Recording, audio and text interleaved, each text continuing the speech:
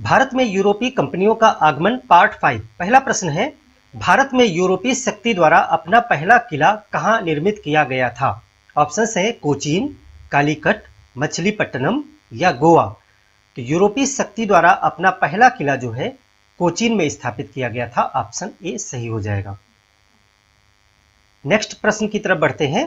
बंगाल में निम्न में से कौन सा कारखाना डचों ने स्थापित किया था? ऑप्शन है बंदेल, चिंसुरा, हुगली, श्रीरामपुर। तो डचों के द्वारा जो पहला कारखाना बंगाल में लगाया गया वो चिंसुरा था। तो यहाँ पे ऑप्शन बी सही हो जाएगा। पुर्तगालियों ने भारत में निम्नलिखित में से किस स्थान पर प्रथम फैक्ट्री का निर्माण किया था? अंजीदीबी में, कन्नानौर में, कोचीन में, गोवा में। तो पुर्तगालियों की बात की जा रही है और प्रथम फैक्ट्री की बात की जा रही है। तो प्रथम फैक्ट्री पुर्तगालियों ने कोचीन में लगाई थी, इसीलिए ऑप्शन सी सही हो जाएगा। अगले प्रश्न की तरफ बढ़ें। निम्नलिखित यूरोपीय व्यापारिक कंपनियों में से किसने सूरत में सर्वप्रथम अपना कारखाना स्थापित किया था? डचों ने, अंग्रेजों ने, फ्रांसीसियों ने या पुर्तगालियों ने? तो यहाँ पर सूरत में सर्वप्रथम की बात की जा रही है। तो सूरत में सबसे पहला जो है कारखाना वो अंग्रेजों ने 1608 में स्थापित किया था, जो 1613 में बनकर तैयार हुआ था। अगला प्रश्न है, निम्नलिखित में से किसने वास्को डी गामा का कालीकट में स्वागत किया था? गेस्पर कोरिया, अल्बुकर्क, जमोरिन, डान अल्मेदा। तो वास्को डी गामा का स्वागत जो है वो जमोरिन ने किया था कालीकट में। ऑप्शन सी यहाँ पर सही है। अगला प्रश्न कह रहा है, मद्रास की स्थापना किसने की थी? फ्रांसिस डे, जॉब चार्नक, क्लाइव या कोलबर्ट?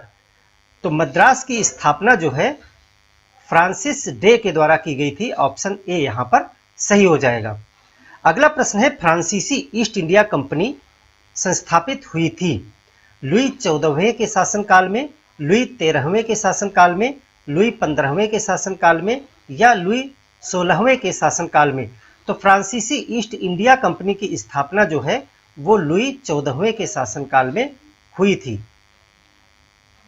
अगला प्रश्न है, निम्नलिखित ब्रिटिश कंपनियों में से किसे भारत में व्यापार करने का पहला अधिकार पत्र प्राप्त हुआ था? Levant company, East India company, the English company trading to East Indies, Ostend company.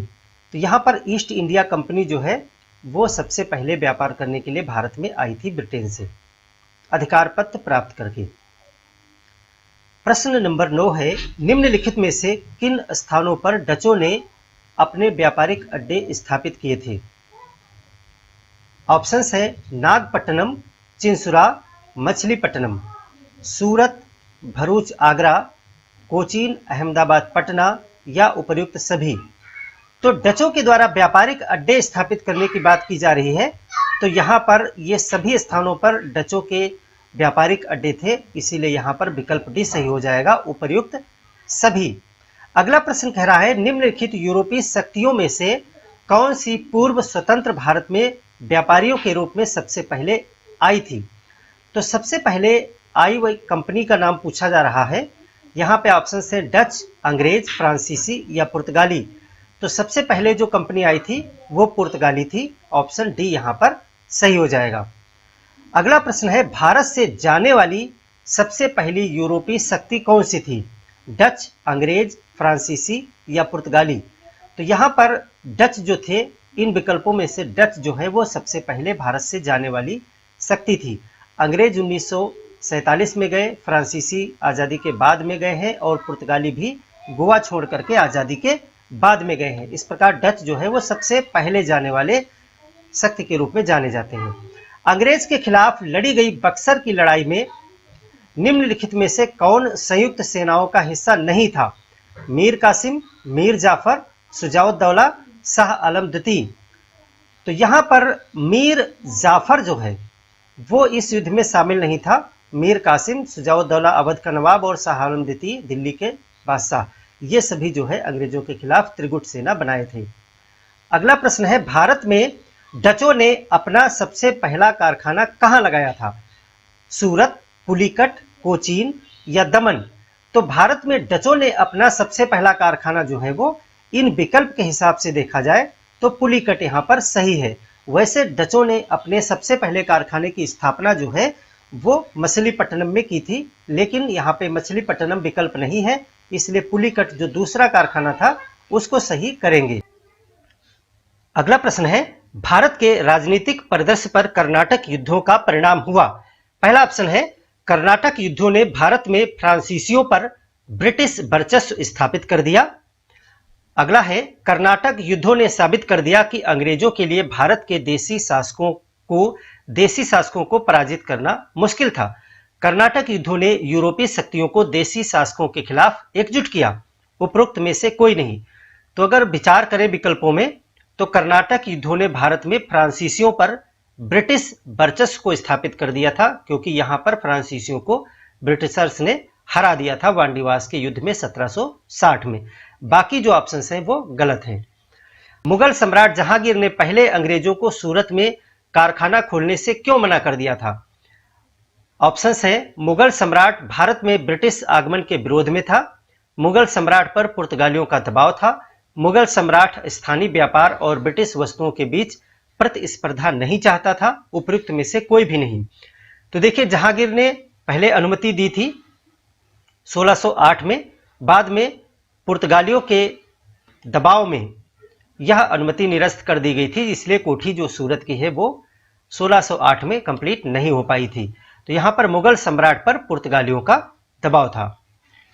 अगला प्रश्न है, बक्सर की लड़ाई क्यों लड़ी गई? ऑप्शंस हैं, शाह आलम द्वितीय अवध के नवाब और बंगाल के नवाब को दंड देना चाहता था, मीर कासिम ने अंग्रेजों के खिलाफ शाह आलम द्वितीय तथा शुजाउद्दौला के साथ हाथ मिला लिया था, मराठे अंग्रेजों को अवध से निकालना चाहते थे और शाह आलम द्वितीय को कारावास से मुक्त करना चाहते थे। मराठों के हमले से बचने के लिए शुजाउद्दौला को मीर कासिम और अंग्रेजों की मदद चाहिए थी। तो यहां पर अगर सभी ऑप्शंस पे विचार करें तो ऑप्शन बी जो है, मीर कासिम ने अंग्रेजों के खिलाफ शाह आलम द्वितीय और शुजाउद्दौला जो अवध का था उसके साथ हाथ मिला लिया था और उसके बाद ही बक्सर की लड़ाई घटित हुई थी। तो ऑप्शन बी यहां पर सही है। अगला प्रश्न है, जब भारत अंग्रेजों से आजाद हुआ उस समय भारत में निम्नलिखित में से कौन सी यूरोपीय शक्तियों के आधिकारिक क्षेत्र मौजूद थे? तो यहां पर देखिए दे रहा है पुर्तगाली, डच, फ्रांसीसी और डैन। तो हम जानते हैं डच उस समय आजादी के समय तक जा चुके थे, डैन भी जा चुके थे, लेकिन फ्रांसीसी और पुर्तगाली जो है वो थे। तो अंग्रेजों के भारत छोड़े जाने के समय पर पुर्तगाली और फ्रांसीसी भी भारत में थे। 1 और 3 ऑप्शन ए यहां पर सही हो जाएगा। अगला प्रश्न है, 18वीं शताब्दी बंगाल के ब्रिटिश शक्ति की स्थापना संबंधी निम्नलिखित में से कौन सा कथन सही है? 1765 की इलाहाबाद की संधि ने अंग्रेज ईस्ट इंडिया कंपनी को बंगाल में दीवानी के अधिकार दिए थे, ये बात सही है। राजस्व वसूली और न्याय प्रशासन के अधिकार ईस्ट इंडिया कंपनी के यूरोपीय अधिकारियों को सौंप दिए गए। तो यहां पर पहली बात तो सही है, लेकिन दूसरी बात सही नहीं है, इसीलिए विकल्प जो सही हो जाएगा केवल 1। अगला क्वेश्चन है, निम्नलिखित कथनों पर विचार कीजिए। डच ईस्ट इंडिया कंपनी ने भारत में ब्रिटिश ईस्ट इंडिया कंपनी से पहले खुद को स्थापित किया था। और दूसरा ऑप्शन है, दूसरा कथन है, डच ईस्ट इंडिया कंपनी ने अपने प्रादेशिक क्षेत्र ब्रिटिश ईस्ट इंडिया कंपनी को सौंप दिए थे। तो यहां पर अगर हम पहले विकल्प पे विचार करें, पहला जो ऑप्शन है, डच ईस्ट इंडिया कंपनी ने भारत में ब्रिटिश ईस्ट इंडिया कंपनी से पहले खुद को स्थापित किया था, तो यह सही है। डचों ने मछलीपट्टनम में 1605 में ही अपनी कोठी बना ली थी, जबकि अंग्रेजों ने उसके बाद में सूरत कोठी स्थापित की थी। डच ईस्ट इंडिया कंपनी ने अपनी प्रादेशिक क्षेत्र ब्रिटिश ईस्ट इंडिया कंपनी को सौंप दिए थे, तो यह बात भी सही है। तो यहां पर 1 और 2 दोनों जो है सही हैं। तो यहां पर ऑप्शन सी सही हो जाएगा, 1 और 2 दोनों। अगले प्रश्न की तरफ बढ़ते हैं। अगला प्रश्न है, बंगाल में अंग्रेजों के आगमन के संबंध में निम्नलिखित में से कौन सा कथन सही है? कथन है, 1690 में जाब चारनाक ने सूतानाती नामक जगह पर अंग्रेजी कारखानों को स्थापित किया और कलकत्ता की नींव रखी। बाद में कलकत्ता ब्रिटिश भारतीय साम्राज्य का आधार बन गया। नेक्स्ट कथन है, फ्रांसीसी ईस्ट इंडिया कंपनी ने कलकत्ता में फोर्ट विलियम के निकट एक किला बनाया था। तो देखिए पहली बात तो बिल्कुल सही है, लेकिन दूसरी बात सही नहीं है। इसलिए जो केवल एक विकल्प है, ए ऑप्शन केवल एक, वो सही हो जाएगा। अगला प्रश्न है, वर्ष 1613 में अंग्रेजी ईस्ट इंडिया कंपनी को कहां अनुमति मिली थी? बंगलौर, मद्रास, मछलीपट्टनम, सूरत। तो सूरत में जो है 1613 में कारखाना लगाने की अनुमति जो है मिल गई थी, इसलिए डी विकल्प सही हो जाएगा। अगला क्वेश्चन है, निम्नलिखित यूरोपियों में से कौन से एक स्वतंत्रता पूर्व भारत में व्यापारी के रूप में सबसे अंत में आए? तो सबसे अंत में यूरोपीय कंपनियां कौन सी आई? डच, इंग्लिश, फ्रांसीसी या पुर्तगाली? तो इसमें से फ्रांसीसी जो है वो सबसे बाद में आए थे। अगला क्वेश्चन है, निम्नलिखित किलों में से ब्रिटिश ने किसका सबसे पहले निर्माण किया था? Fort William, Fort Saint George, Fort Saint David, Fort Saint Angelo. तो यहां पर फोर्ट सेंट जॉर्ज जो है वो अंग्रेजों के द्वारा बनाया गया पहला किला था। ऑप्शन बी यहां पर सही हो जाएगा। पांडिचेरी, वर्तमान में जिसे पुदुचेरी कहते हैं, के संदर्भ में निम्नलिखित कथनों में से विचार कीजिए। पांडिचेरी पर कब्जा करने वाली पहली यूरोपीय शक्ति पुर्तगाली थे। पांडिचेरी पर कब्जा करने वाली दूसरी यूरोपीय शक्ति फ्रांसीसी थे। अंग्रेजों ने कभी पांडिचेरी पर कब्जा नहीं किया। तो नीचे के दोनों कथन जो है वो गलत है, पहला कथन सही है, इसलिए विकल्प एक सही हो जाएगा। बंगाल का कौन सा बंदरगाह पुर्तगालियों के समय पोर्टो ग्रांडे की संज्ञा से अभिहित किया जाता था? तो यहां पर चटगांव, कलकत्ता, हल्दिया या फरक्का? तो यहां पर जो चटगांव बंदरगाह है, चटगांव को पोर्टो ग्रांडे की संज्ञा दी जाती थी, इसलिए ऑप्शन ए यहां पर सही हो जाता है। इस प्रकार से हमने 25 क्वेश्चन यहां पर डिस्कस किए। मिलते हैं एक और क्लास में जब हम 25 और नए प्रश्नों को डिस्कस करेंगे। तब तक के लिए धन्यवाद।